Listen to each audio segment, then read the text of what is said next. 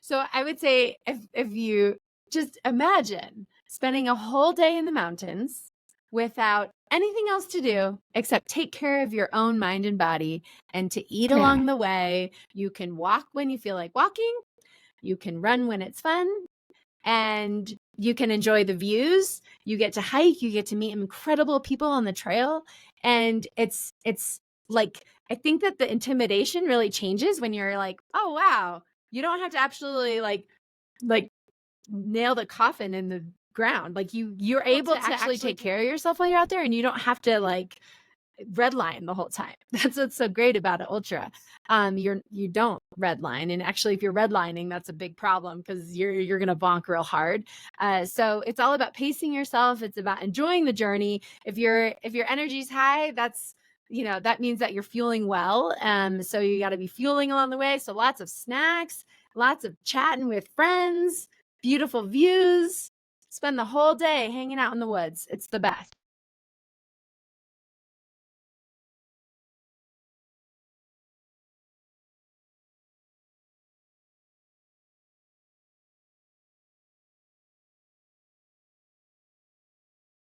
Welcome to the Runegade Podcast. We're your hosts, Runkle Mark and Todd Marentette. Runegade is what happens when two ordinary friends dare to practice the lost art of storytelling. To better understand what it means to be a runner, should we follow convention, play by the rules, or is it better to trust our gut? We're going to learn from experts, doctors, scientists, the underdogs, adventurers, elites and non-elites. Each episode will tell a story to learn from, all in that quest of being just a little bit better. In a world of runners, be a renegade. So one of the other things that Katie talks about is sponsorship and how she's been able to be selective of the brands and sponsors that she represents. And what I like to say is that that's very similar to us, Todd. Even though we're not sponsored yet, we are selective of the brands that we support. So if you're a superstar ultra athlete and a mother of two, there's an athletic brew for you. Today, we're supporting the IPA, that's IPA, Run Wild. It's our favorite non-alcoholic brew that you can enjoy at any point in time. So if you're on the podium, celebrating afterwards, you don't have to worry about the lasting effects of the alcohol. Great taste, wonderful flavor, and we're going to celebrate this podcast by cheersing you right now. Cheers. Cheers. You know what? And that is the thing that we love about Athletic Brew. When you're big into your training blocks, you know what alcohol can do to your sleep, your recovery. Yes. Yeah. But at the same time, too, you might want to crave to have that nice beer, that good beer taste. And that's what I love about Athletic Brew. They got a lot of great brews. This is the Run Wild, the IPA. It's a fantastic brew. I find it very hoppy, very light. I love it. Always brewing something, and they're up to no good, or they're up to good at their brewery. They're always dabbling and bringing out some limited time brews, which are fantastic. So check them out. And for our listeners, you can use the code TODDM20 for 20% off your first Athletic Brewing order. So there's a good discount code to test out some Athletic Brew. Welcome to the Runegade Podcast. I'm excited today because we have Katie Asmuth joining us. I'd like to also introduce... Oh, sorry. This is the other joke. We sometimes have really rough starts on my part, so I'm going to restart. Welcome to the Runegade Podcast. Todd, who do we have with us today? Today we have ultra runner extraordinaire, wife, mother, the 2023 Ultra Runner of the Year, number 8, I think, ranking from the Ultra Running magazine, Katie Asmuth. And we're so excited to have Katie. You know what? When you look at Katie's resume, a nurse practitioner, we mentioned it, a wife, a mother, a runner, she has a full life. And now she has a podcast with her friends, and we can dive into that. But we really want to just thank Katie for joining us and really bring the ultra running perspective to the Runegade Podcast. We've had a few episodes where we've talked about running, foot strength, nutrition, and we haven't really dabbled into the ultra running perspective. And that's really what we kind of were interested in. We read about your story, Katie, is you found running a little bit later in life, And then you went right to the trails and went right to ultras. So we're really interested about that. So we want to dive in. Like, what made you find running and then ultimately find ultra running? Sure. I'm so happy to be here. Thanks for having me on. I love what you guys are doing with the Runegade Podcast. Very cool. So I started, let's see, from the beginning, I was a ball sport athlete. So I never grew up running. I never did track or cross country in high school. But I was always outdoors, active kid. And when I guess this was when I was in college. I graduated college, and during that time, my mom had cancer, and it was a really hard time in my life. I'm one of 5 kids and decided to move back to Southern California. I had been going to school in Chicago, and I moved back to be closer to my family and started working as a nurse because I had graduated from nursing school as a nurse at LA County Emergency Room, which is one of the busiest ERs in the country, and just crazy time. I was working night shift and really saw the underbelly of LA County and lots of trauma. So I would get out of that. So I was dealing with that trauma really, and also the stress of my mom's cancer, and she's doing fine. She's totally in remission now. So that was just a kind of a tough time in life. And I never had gone for a run just for fun before. And I started running, and I started running on the roads because that's all I knew. Trail running wasn't something I'd ever heard of. And I just started running around the Rose Bowl in Pasadena, and it would do loops just to kind of clear my head. And yeah, fast forward to our wedding. We were in New Zealand reading Born to Run, which is hilarious. And my husband and I started running on trails, and we just started like, well, we can cover more ground if we run. So we just started running on trails, and we're like, this is the best thing ever. And we were totally a part of that just generation of trail runners that started from reading that book. And we never were barefoot runners, I should say. But anyways, I came back from that and quickly wanted to learn everything about trail. And I was living in LA at the time. And yeah, I just kind of met lots of trail runners and became a sponge and started spending every second I could on trails in LA, the Santa Monica Mountains and the San Gabriel Mountains. And yeah, I guess, I mean, I could keep going, but that's kind of where it began. After I became a mom, I decided to go farther and longer, probably because I wanted to have some me time. I think I was struggling with the total loss of identity as a new mom, and I loved my kid and I love my kids.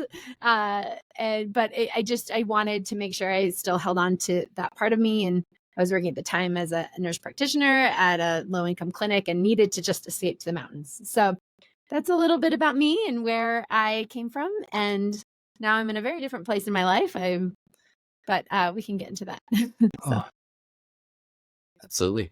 So I can see how it's a natural transition then from being on your feet for 12 hours straight at the hospital running. So you're probably putting in about 60 miles there alone. So becoming a ultra marathoner, I can see how that works. Actually, I should say there was a lot of donuts. It was great fueling. Middle of the night. It was actually perfect for ultra running because you would fuel all night long to try and stay awake. So yeah, maybe that was the beginning of my nutrition education for ultras. Just for our listeners too. So you are now living in Mammoth, right? Mammoth, California. And was the primary reason to move out that way to just immerse yourself in the trails and the natural environment all around you? So we were living in LA, and we really knew from the beginning that we weren't going to raise our kids in the city. We wanted to have our kids in the forest, in alpine lakes, and just in the majesty of the mountains.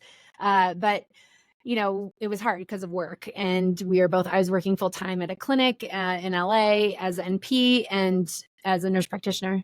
And then Pete was also working in LA, and that was just impossible. Well, then COVID hit.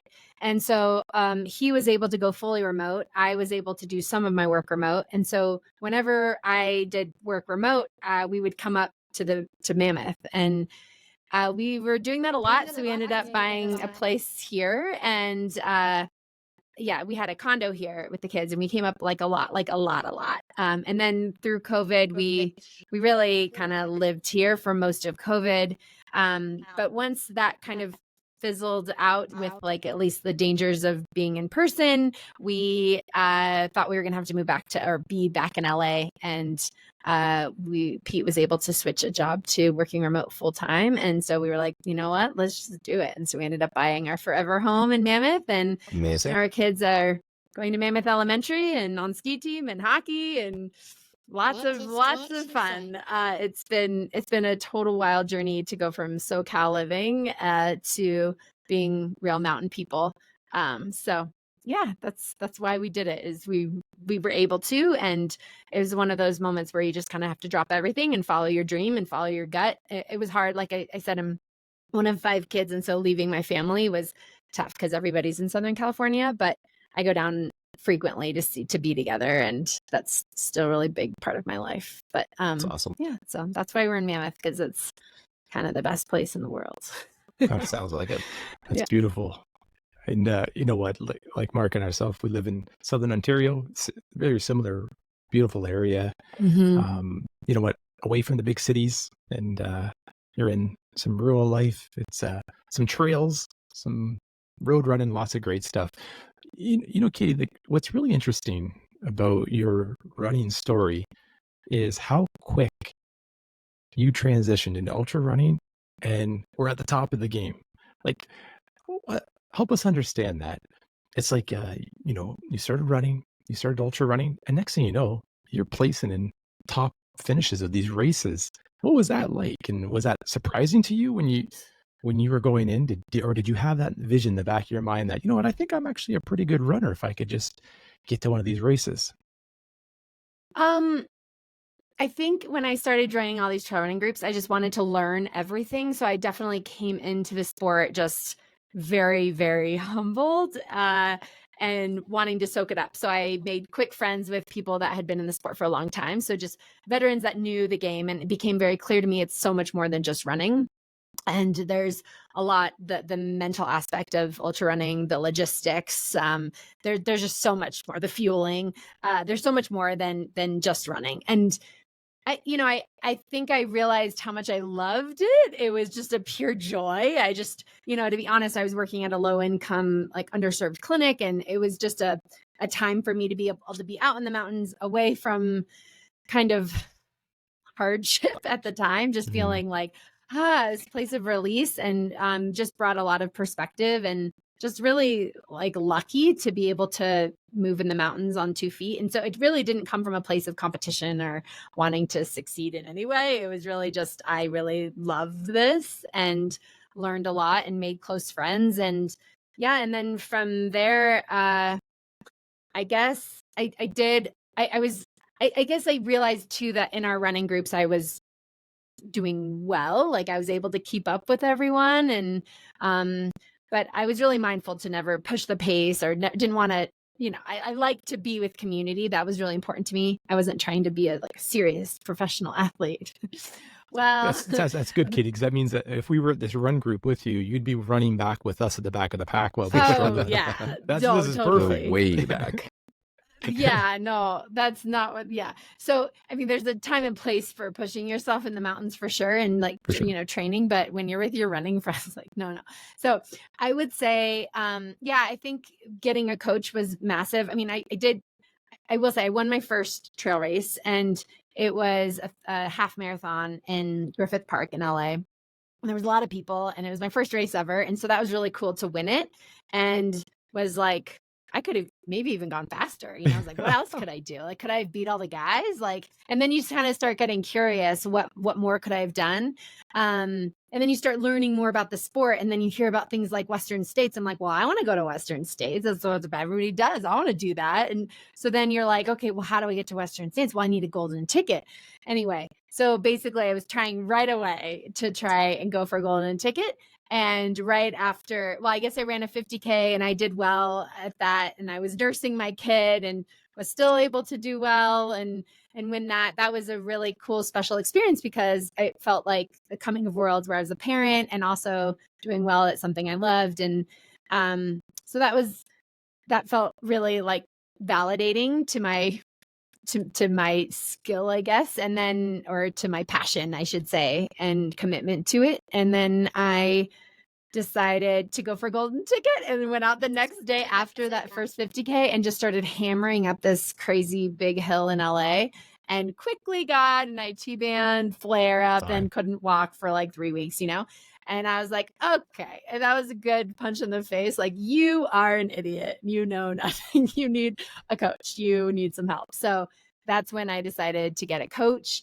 And yeah, I guess having a coach is really the reason why I've been able to progress in the sport. So yeah. So for the new runners out there, such as myself, the only exposure to golden ticket talk has been through Willy Wonka. Can you explain what it means when you have a golden ticket? Absolutely. Okay, sorry. So Western States 100 is the most prestigious ultra 100-mile race in the United States. Some say the world. It's really, UTMB Western States. Western States is historic. It's been around we're going on our 51st year this year. And it is kind of the premier event. And that's like our Olympics, but it's annual, which is even cooler. Nice. And when you're out there, you're really chasing the best in history. And it's always a historic day and the best community and just the best vibes all around. And it happens to be only 4 hours away from my house, which is also very convenient. Oh, no kidding.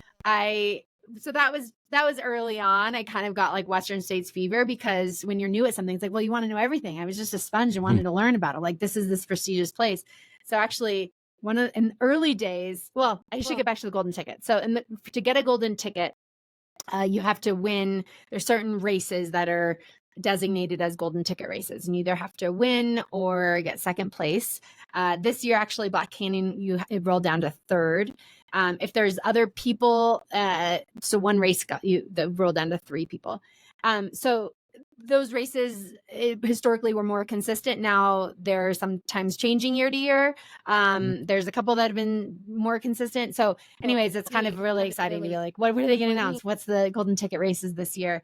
And they're always really competitive. So anyway, when I said I wanted to go for a golden ticket, that's what I wanted, because I wanted to win or get second and then be able to go to Western States, because otherwise the only other way to get in is through a lottery, and there's 50,000 people that are trying to get in, and it can take people, 8 years to get into this race, and or more. I think 9 years. I think there was like 7 people this year that have been waiting 9 years. Wow. And yeah, so there's other ways, like you can get a sponsorship in, or there's like a couple other ways, but generally that's how you get into Western States. I really appreciate that. Thank you. Yeah, so that's kind of where that came from. And actually, that first year, I decided to go to Western States Memorial Camp, Memorial Day Camp, which is a 3-day camp, and it's on the Western States course, and you don't have to be in the race to run on it. And that's really where I got hooked, because I heard all these names that I'd been hearing, these like the mystique, the allure of these aid stations, like Forest Hill. I'm in Forest Hill. I'm at Michigan Bluff, these places that you've only heard about in storybooks, really, but really just like allure on the trail. And so it was really fun to be a part of it in that way. So that really solidified my kind of excitement for the race. And so that's where that started from. So was the, with Western States, the allure, did it come from before? Or did it come when you ran your first Western States and you said, I just love this. I got to keep doing everything I can to keep coming back? Like, because it's a love relationship you have with Western States. I think you've run it, is it 3 times? Yep. Mm-hmm. Yep. So, I raced it 3 times. So it was definitely before I raced. I mean, I was like, I just wanted to get in because of everybody's there. About. It's like, for sure. That is kind of where you want to be, and you build your whole year around that race. And I wanted to be there, and I wanted to compete with the best in the world. And that was what drove me, is I wanted to see where I stood when it came to the best. And I raced a golden ticket eventually and won. And that was how I got into Western States. And then I've been going every year since then, except I have an announcement this year that I will not be racing, even though I was. Oh no, spoiler. I have to actually take my name off the list. I will not be racing Western States this year, which is quite heartbreaking for me, and I've had to sit with this for like months and months, and I think I actually am going to take my name off today. It's just really been hard. I keep saying I'm going to do it because it's just hard to take your name off, but now I have another role at Western States this year, which feels good. But my foot isn't, fully healed. It's healed, but we just want it strong enough to be able to race 100 miles. And when I go back to States, I don't want to just walk it in. I want to be able to race it. So I am going to play the smart move and play the long game and be here for. I really, really want my career to be based on longevity. Ultimately, I want to be doing this for a long time. So I will be pulling my name from the hat at Western We're States sorry to this hear year. that. That's a tough decision, right? Because deep down inside, we all want to race, but you got to do what's right for the body. And you touched on it. It's for the long run, right? Like, yeah, this for me is a lifelong sport. This isn't just a hobby. I want to be a part of the build of trail running. Really, I'm actively a part of the Professional Trail Running Association. Had lots of talks with UTMB this year, trying to make sure that our sport stays in the direction that we all want. So I'm really passionate about the ethics behind trail running and the soul of it. I also am acutely aware of the change that's happening right now in trail and how professionalized it is. And obviously as a professional runner, I gain from that. And the more eyes on trail, the more money there is for athletes to be able to do this more for their career. But I will say that I think that there's a lot of things, like you don't want to take over another race director's race, that just in this, if you're like a much bigger organization, you can't just take over another local race director's race, things like that. Like, we need to have some respect for each other. And, so I will say there's a lot of passion I have to make sure that our sport grows in a really like sustainable way, that we're able to, be more inclusive and bring more women to the start line. That's really important to me. So I think, I'm involved in lots of ways. I do race commentary. I am involved with Mammoth Trail Fest and help organize that race every year. And I feel as if I have much more to give this sport than just to run. And I feel really committed to being a part of the community in that way as well. So I hope that answers your question. Yeah. Well, Katie, you touched on something really great there. If we could go back to it for a second. So from your perspective, you're bang on. Trail running, it's a boom. Like, folks, once they take to the trails, there's no beating it. The road running, it can be fun, but once you're on the trails, it's great. From your perspective of being an ultra runner, a trail runner, a top ultra runner, what can you do, or what can trail running do to attract more female runners to the start line? Yeah. We talk about this a lot. I'm a part of the Women's Equality Group as a part of the Professional Trail Running Association. So we actually are working on these guidelines with She Races and Trail Sisters as well. So essentially, there's a lot we can do, but there's kind of two ways to go about it, on the either elite side or the general public side. So I think generally, when from like a general public's point of view, is, changing the language to really like fierce and like it's scary, kind of like that vibe is not welcoming, right, to people. And I think that there's a lot of like the hardest race, no, like that sort of thing. And maybe it's sexy, or maybe it's attracts different types of people, but it definitely, those types of races have a hard time bringing more women into the space. And so I think that's one. Another way is by having more like local races that have the opportunity to have a shorter distance. So people will start at the shorter distance and kind of get hooked and like, all right, if I can do a 20K, can I do a 50K? And then can I do a 50 miler? And, kind of like working your way up, starting like at a smaller distance. So that's something we talk about at Mammoth Trail Fest. And, maybe eventually we'll have even a 10K just to get people on the trails that have never been on the trails before. So I'd say that the language is really important. I think the way that the race is marketed is really important on bringing in women and the distance, and generally like having the support. So we've seen across the world that races that offer, for instance, coaching, or at least have the opportunity to have coaching, or trail running groups, or tips and tricks every week to try and get people commit, like ideas to be able to stay fueled, or how to run with a headlight and things like that. I feel as if being more proactive about education is really important to try and get people onto trails. And I think people will resonate a lot more with that. So, focusing on running groups, the community, and yeah, so that's a part of it. On the elite side, I think it's really important, and something we're dealing with right now, is that women haven't historically gotten equal coverage in races, which has been very frustrating from the media side. And so, and then of course with contracts and results, I mean, it comes back to when you think about like the Barkley Marathon, for instance, it's like there's not two races, right? It's one race, and all men and women are racing against each other, and physiologically that's just not okay.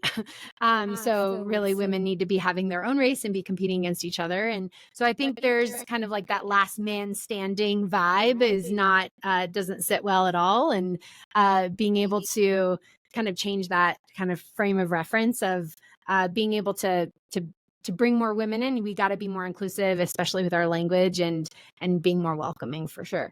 And then of course there's a lot of other things like making sure we have feminine products at aid stations, and making like daycare would be wonderful, things like that, to try and bring more parents and people and women to the start lines. Making sure that when you're promoting your race that you see women, and people of color, right? That it's not just, white women. We need to see all people marketed, that we're all doing this, we're all included, or having the start be like having the women go first and then the men, or at least having the start line half women, half men. So it's not like when you see the start line pictures, it's just all men lined up, right? I mean, those little things can absolutely change the game. And, I think that to your point about these young women growing up in, the era of Camille Herron is really remarkable, right? And I talk to Camille all the time. She's on that women's equality group I was talking about. So she's a good friend who has really changed, women's sport and trail and ultra for good, we hope. But she's really working hard to make that her legacy, and she really is incredible in that. But she's talked a lot about what's even changed in the last 10 years. So I think we really have made some big changes. Adding maternity leave to contracts for professional runners, or maternity leave during races that you're able to, pull your name if you're pregnant, and you can be able to get back in for free the next year or the next 3 years. So those little changes can really make a big difference.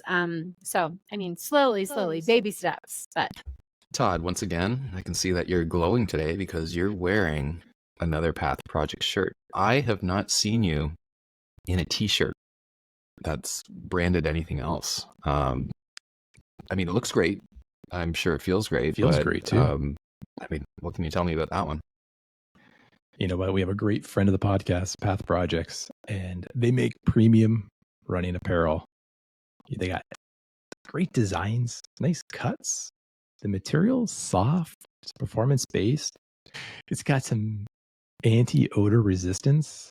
I need that. Is it anti-odor resistance, or is it just odor resistance? I don't know. I think, is that a double entendre? Yeah, that'd be like saying de-thawed, right? You gotta de-thaw something. No, anyway, I love my Path Projects. You know what? They've been a great supporter of the podcast, and you can use the discount code Runegade10 for 10% off your order from Path Projects. Well, Katie, like one thing that's kind of like fascinating to us, like with these top finishes, and I know you're a humble runner, but a great ultra runner. What advice would you actually give to somebody? I'm not looking at Mark right now. I've been trying to talk him into his first 5K, but it's not going anywhere. So I'm like, I'm gonna go rate for like at least a 50 miler. Come on, Mark. What advice could you give somebody, A, to train for a 50 miler, but why should they even consider a 50 miler or an ultra run? Sure. I mean, for me, running a 5K is way more intimidating than running a 50 miler. That's what I told you, Mark. Oh my It's God. scary. That'd be terrifying. Just in the sense of the speed of it. So I would say if you just imagine spending a whole day in the mountains without anything else to do except take care of your own mind and body and to eat along the way. You can walk when you feel like walking. You can run when it's fun, and you can enjoy the views. You get to hike, you get to meet incredible people on the trail. And it's like, I think that the intimidation really changes when you're like, oh, wow, you don't have to actually like nail the coffin in the ground. Like you're able to actually take care of yourself while you're out there, and you don't have to like redline the whole time. That's what's so great about an ultra. You don't redline, and actually, if you're redlining, that's a big problem because you're gonna bonk real hard. So it's all about pacing yourself. It's about enjoying the journey. If your energy's high, that means that you're fueling well. So you got to be fueling along the way. So lots of snacks, lots of chatting with friends, beautiful views. Spend the whole day hanging out in the woods. It's the best. So I think you should. I'm ready to sign up, Marky. You've just done a really good job of selling it, Todd. I don't know how you've missed a lot of those points over the years, but Katie, this is why you're professional.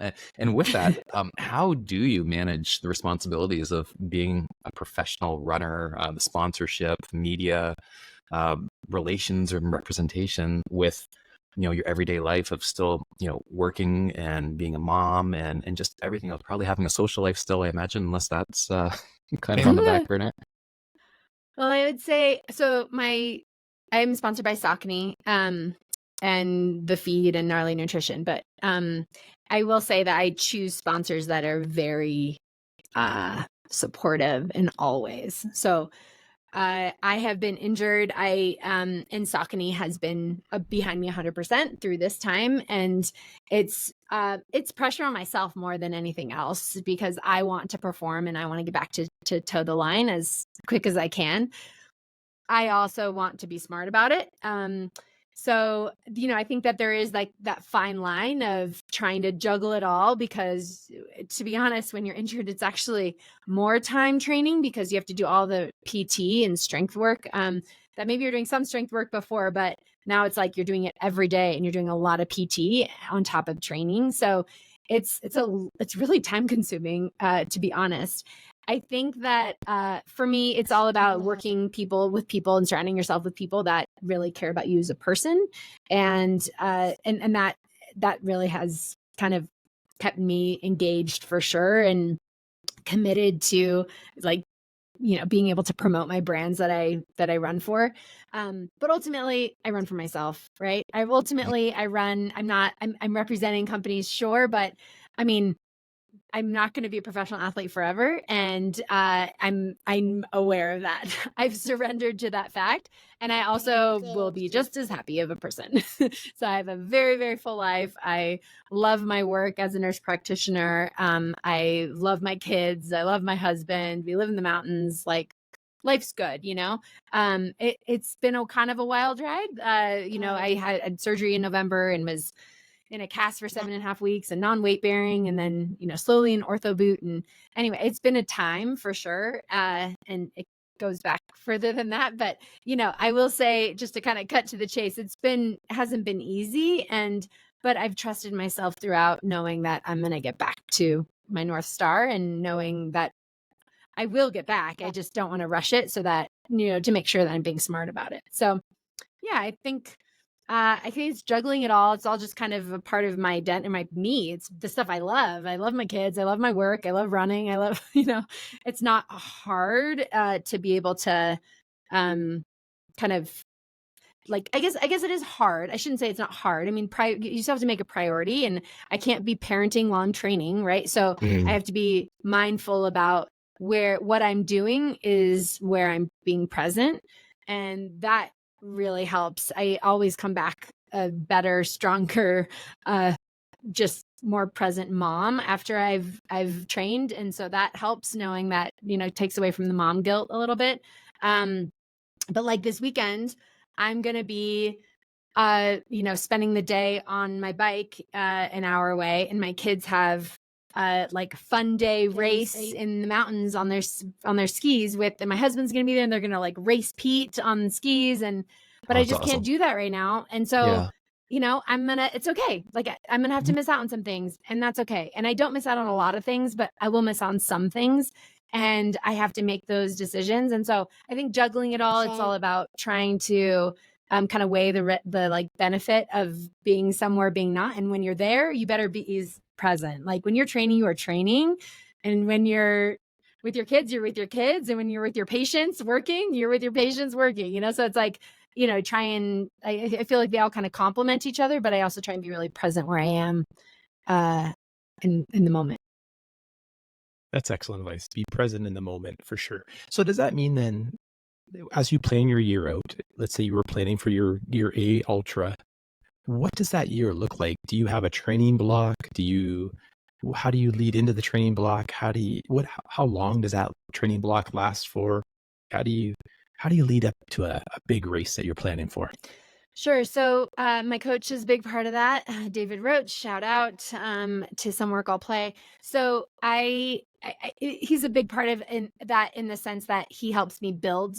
But I also like to use races as they're not all A races. I like to compete, so I like to get after it. But I also am aware that sometimes in my build, I'm not going to be as fit as I am for my eventual A race. And so when I look at the year, usually I'll like have one race that is like the race that I'm going for, but I always want to have another race after that, because if that one A race doesn't go according to plan, you have your like next race that becomes your A race, So I think that's really important, actually, for anybody out there, is don't put all your eggs in one basket, especially in this sport where it's, you can get injured, you can trip on a rock, you can twist your ankle, anything can happen out there. Or you could just be not having your day. It could be a GI upset day. Who knows? A lot of things can happen, and a lot of things happen in ultras specifically because they're just so long. It's like life in a day. So, I think it's really important to, have goals and dreams and train hard and focus and really want to hold on to that, excitement of an A race, and then also to have a backup plan that you're also excited about. Never race something you're not excited about. So that goes for you, Mark. Don't sign up unless you want to, because there have been times where you're like, I'm not sure if my heart's in it. I'm not sure if my mind's in it. It's not going to be the day you wanted. And don't think that signing up for a race is going to fix what the problems going on in your life. And I think that some people want to have a long day in the mountains to have it kind of like, fix their problems, or to just kind of have an experience outside of their normal daily life. But what turns out to happen a lot of times is that kind of all those stresses come back to you when you're not feeling well on that race course.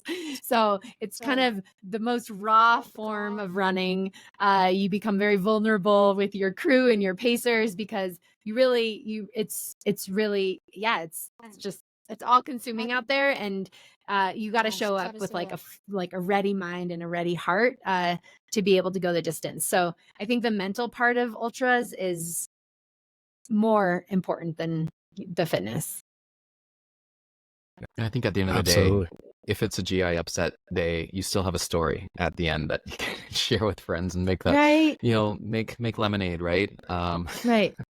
Totally. Well, and I think a part of it too is like, don't take yourself so seriously sometimes, because we go into these things like wanting, like holding on tight. And sometimes you just gotta, like, I raced at Gorge last year and I was like, I'm going for the win. I am like all about it, Gorge Waterfalls, and the 50K, and I fell hard and I had this huge gash.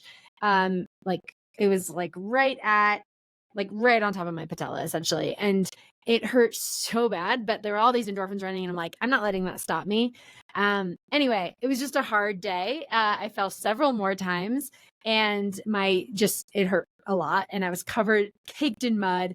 I finished I finished in third, which was fine, but then had to go and get sutures, and the several weeks after that, I had a hard time even walking because it was like so deep, and it was just one of those like, I'm happy it was a great experience, but also like maybe I should have called it, because it was like it kind of set me back for sure after that. So I think there is this, like, I was holding on so tight, like I want to win, and and sure, I'd podium, that was cool, but it was really like kind of a good like kick in the face, like, sometimes you just need to go have fun in the mountains, enjoy That's yourself. right. If it's not your day, just let your eagle, your beagle, and your seagull just go and just enjoy the day. So I don't know. I think there's a balance there. Of course, there's going to be things out there that you can actually get through and work through those problems.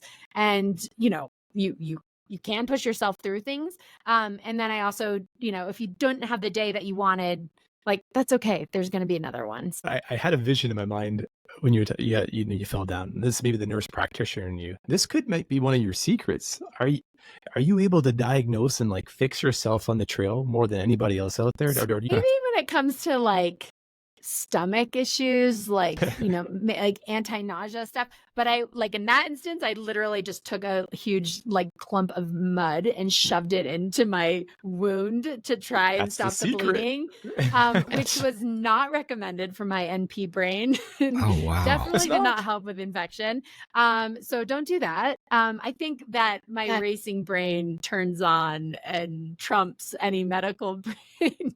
But I think there's things like, I'm also very aware of how dangerous you potentially could go into kidney failure if you are so dehydrated and you take an NSAID, and there's really real dangers out there, like during racing. So you have to take care of yourself. Ultimately, is everyone needs to do that. I don't know if the medical mind there, but I've worked on the medic side in races before, and that's been really fun. So. Yeah, I get, then I put on my NP mind. But so I would just say, Katie, there's so many things that we could continue to talk to you about. And I know that you have a lot of things ahead of you. Quickly, in 20 seconds, are you able to kind of summarize your new podcast and what you have ahead of you that you're looking forward to over the next year? Sure. Thanks for giving me the opportunity. So I started a podcast. It's called the Trail Network Podcast, and I'm doing it with Leah Yingling, Rachel Drake, and Hillary Yang. And we are very excited about it. We're only a couple episodes in, but we really want to share the magic, the stories that happen on and off the trail. We're trying to bring in a lot of like couples, whether business partners or crew and their runner, or, spouses, but just trying to bring in, the perspective of two people. Often we'll do some one-on-ones also, but we do like the idea that there's so much community in trail running. And also we want to bring on people that just had head-to-head races where, the stories out on the trail that you only hear from the one that won, and you never got to hear what happened in the drama of the other person as well. So bringing both of them on together, whether new, like current racing or historic, and kind of understanding the day and what went down. So that's kind of the stuff that excites us and we want to hear about. So we, the Trail Network Podcast, give it a listen. Awesome. We'll do. We'll put it in the show notes. Absolutely. And folks can find you on social media. What's the best way to find Katie? Yeah. So it's the letters KT and then _ Asmuth, ASMUTH. And I love it. I've never had a problem with social media. I know some people don't like it. It's only been positive for me. I've met a lot of incredible runners around the world. And yeah, it's definitely been a source of like inspiration and engagement for me. And so I would love to connect with you. Awesome. That's awesome. Well, thank you so much for your time today, Katie. Really appreciate meeting you, and we'll continue to watch you as you compete and do all the great things that you do. That's right. Awesome. And thanks so much for I know having me. it was a tough decision for Western States, but heal up, continue on your journey, and we're excited for your future, what your running future holds. So thank you for joining us. We appreciate it. Thank you. Thanks for having me. Well, Mark, the last few shows, you've been sharing with the audience, our listeners, that we seem to be getting the exact opposite of fan mail. We get hate mail. And it's interesting because it seems to come from one email address, but That's right. seems to come from Tito. It's the funny Tito? There's the funny thing because everyone that we've talked to so far in all of our 9 episodes has been so supportive. The culture of running and trail running, everyone's a big family. But not to give the extension of the email, but Tic Tac Tito 422 continues to flood our inbox with less than favorable comments and towards us, but they seem to be very supportive of the guests that we have on and past guests. That's and good. That's a positive. So it's in he or she's bones. We don't know really at this point in time, but so there is a heart in there, but just not towards us. So it could be. I still think it's your slurping from the earlier episodes. That it's just one of the things that we weren't able to edit out. Sorry, Tito. It's hard to control the slurp here. Let me try. I'll try here really silent here. Or it's the way that I sorry, Tito. Interject. So we're 9 episodes in. We're getting there. I'm sure by the 10th episode we'll become a little more confident. But stick with us, Tito. This is a train wreck, and you just can't look away. This is fun, Tito. Thanks for watching, listening to our podcast, and stay tuned. Keep us honest. Keep telling us what we're doing wrong. Sneak in what we're doing right would be helpful too. But what's wrong is good too, Tito. So we appreciate that. So thank you. So Mark, we had Katie Asmuth join us on the podcast. The Katie Asmuth. The Katie Asmuth. Yeah. Great energy, high energy, ultra runner extraordinaire. It's contagious energy too, right? I feel that contagious. Are you ready to sign up? I'm gonna go run 50 miles right now. You're gonna run 50 miles. Excellent. Well, I won't tell anybody. I'm not gonna race people. I'll just do it over a course of the next 6 months. Well, I think she made a great case of why trail running versus road running, and she couldn't be more than right. Right. What better way to spend a day, an afternoon, than in the trails, in the forest, in the mountains, with some friends, eating some good food? That was one thing I took away, is advocacy that she put forward for a trail run versus, a road run. I totally support her. I totally agree with it. Yeah, she sold me on it. I mean, we briefly discussed how I know you've been trying to encourage me to run a race over the last little while, and at times I'm getting closer to really considering it. I know you've mentioned Iceland too, and that just seems really nice. But the way Katie put it, I would love to have a day like that where you're just you're at your own pace, you're doing your own thing, you're walking when you want to walk, you're running when it's fun. She had a great way of putting it. So I'm maybe I'm getting a little bit closer. Maybe I'm just getting older and recognizing that my days to run are getting fewer and fewer. So hey, Katie, you might see me out there. Absolutely. And then she also talked about making these races more inclusive. Trail running, ultra running, it's on a great trajectory. It's growing. A lot of folks being attracted to the trails for all those reasons we just talked about. And what can other runners do? What can races do, race directors do to ensure that everybody, all runners, are attracted and welcome to these races? Because it can be daunting to show up to a race and that you don't feel that you're part of the culture. So that's really important. I think that's a good reason. You want a great base. You want a great number of runners out there to experience and have fun. I think we're onto something. And I think that Katie is onto something here. And I look forward to seeing how the sport of trail running continues to evolve. I'm sure it's changed a lot since she started back in, I think she said about 2015. So we're almost on 10 years since she started out, and she's quite involved and lots of great things going on. She's been battling injury for the last year. I think she had a broken foot.